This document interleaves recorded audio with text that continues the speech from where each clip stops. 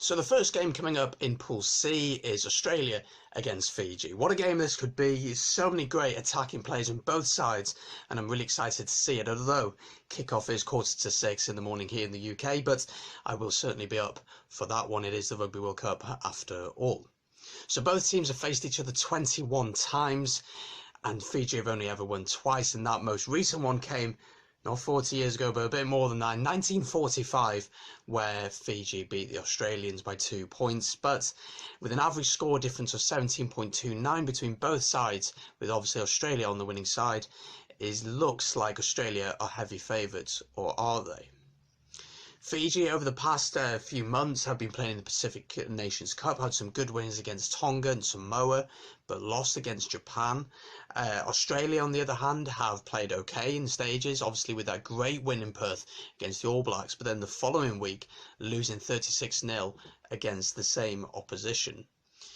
Australia obviously have not been helped by the situation with Israel Folau. That doesn't help anything, but they still have some great players, and their team selection, which has just come out, which I'll reveal shortly, has put some interesting players back into the frame who we haven't seen for a while. Let's talk about Fiji just for a moment. Fiji are extremely exciting going forward. Obviously got that incredible win against France last November, which in Paris, first time ever, Semi Radradra ran the show, and they've got some good players playing in Super Rugby, but also in the English Premiership, some in the Pro 14 as well. So they've got players. Most of this team actually play in top leagues in the world, except for one or two who maybe play in the English Championship or play for Fiji and Drua in the second tier really of Super Rugby out there, which they have recently won. So Fijian rugby is looking good at the minute. Both sides obviously are in Pool D, which consists of them two, so Australia and Fiji, Wales, Georgia and Uruguay. So Australia, this is how they've lined up. Their squad will come up on the screen just next to you now, so you can see that. So starting with the forwards, you've got Scott Sio, Tolu Latu and Alaletoyo. Then Then in the fourth and the fifth jersey, Rodella and Rory Arnold. And number 6 jersey, big breaking news, it is David Pocock back for Australia. In my opinion, in his position, one of the best in the world, without a doubt. Over the ball, he is insane. He can disrupt any attack. Honestly, what you'll notice this World Cup is that when players go into contact, there'll be 2 or 3 players there with him straight away, because they will know that if David Pocock gets that breakdown first, you just don't stand a chance. There is no point trying. So they're going to put 2 or 3 people on the breakdown, which again will minimise the amount of attacking threat that the opposition have. And if he's on his game, he can stop at any attack in the world. Number 7, just as good a player as him, really, Michael Hooper. Number 8 is Nassaroni. And then number 9 is Nick White. No Will Genia starting this one. I prefer Will Genia personally. I just think he has that bit more game management experience as well. It's his final World Cup before he heads to play in Japan. At 10 then is Lee Leofano, an incredible story with him having cancer, I believe it was, but coming back and playing is just incredible, and in the Rugby World Cup as well. On the wing, Corey Bele, then 12 Kerevi, who is just a man-mountain, and he will look, maybe not against the Fijians, but against some of the teams in the pool, look to really attack against them. 13 then is James O'Connor. Interesting story about him, obviously having played in Toulon and all over the world really, but finally seems to have got his feet back on the ground. Reece Hodge then is on the other wing, and then Curtly Beale at fullback will offer plenty of attacking threat. Big fan of his. Fiji then, a few names you will recognise, a few though I haven't recognised, and forgive my pronunciation, I ain't Fijian, so I'm going to try my best. So starting with the forwards, Campesi Maiafu, Sam Matavesi plays for Jersey, I think it is, or the Cornish Pirates in the English Championship, so a bit well known to us.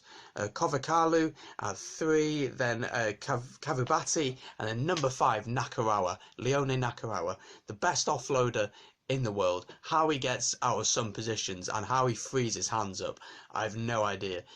Played lots of sevens rugby, really excited to see how he goes. I'm going to try and pronounce this next guy's name, but it's pretty impossible. Wakani Boruti, I have no idea.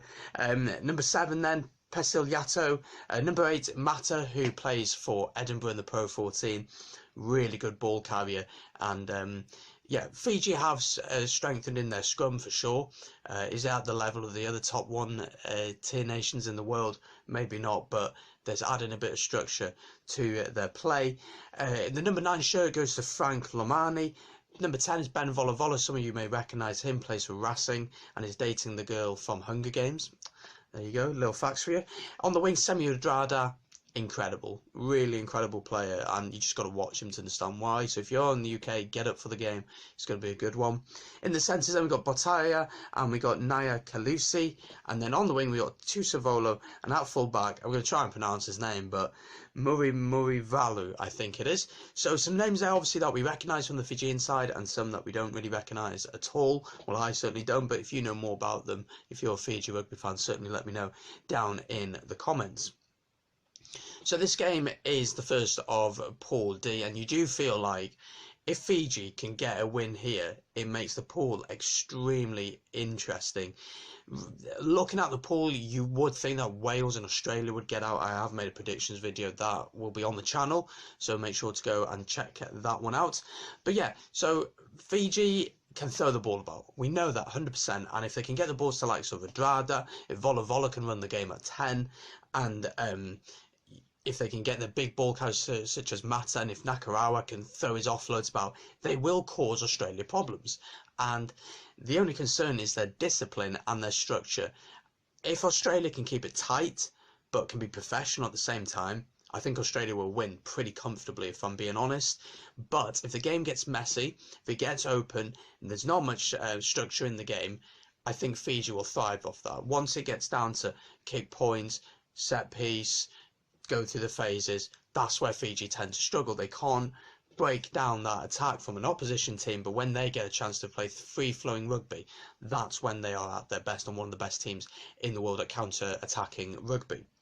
Australia, David Pocock's a huge addition back for them. He will make such a difference, and I think he's going to be the real difference maker in this game. My heart says Fiji to win this one, but I think my head and I think reality says Australia. Although Australia haven't been in great form recently, they've been very up and down, and Fiji are in the top 10 of the world rankings, whatever they mean these days. It's going to be really hard to see Fiji doing it. I would love to see them do it, but I just can't see that happening. But what do you guys think? Let me know down in the comments down below. Australia, Fiji, who's going to win this one? Leave a like on the video and subscribe for more. Loads of previews of the opening weekend's matches going out of the channel. You don't want to miss any of them. So hit that subscribe button. It's free to do, and hit the notifications bell so you don't miss any uploads here on BIS Rugby. Thank you very much for watching. Enjoy it, and peace.